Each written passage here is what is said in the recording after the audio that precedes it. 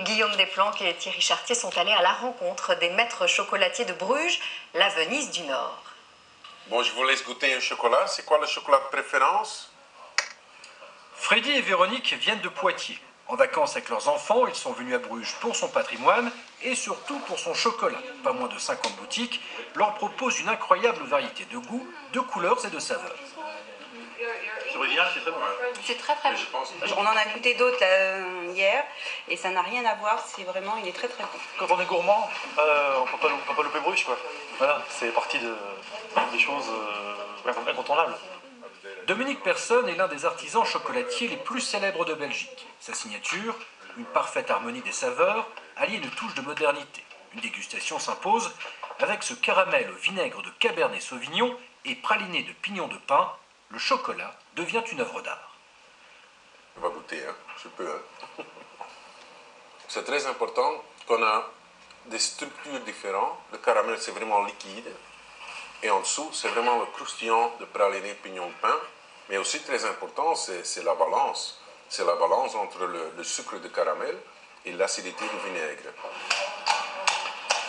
Ils sont encore quelques-uns à fabriquer leur chocolat de façon artisanale. Accompagné de fruits confits ou encore de noisettes, c'est le juste équilibre entre le fondant et le croquant. Un savoir-faire qui fait la fierté de Fongio à la tête de cette entreprise familiale. Tout avec les meilleurs produits.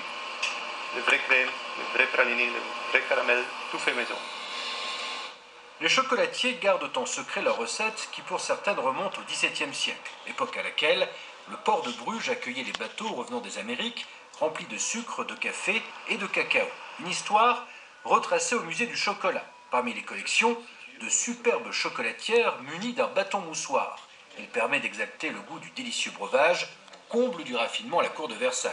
L'établissement rappelle que la Belgique est le 3e plus grand consommateur de chocolat au monde, avec 9 kilos par an et par personne, contre 4 kilos en France. Donc ici, on a quelques très jolies statues en chocolat qui ont été sculptées à partir d'un énorme bloc de chocolat par un chocolatier. Celle-ci a été faite pendant l'ouverture du musée, donc elle date d'il y a 11 ans déjà. Bon, elle est plus très comestible à mon avis.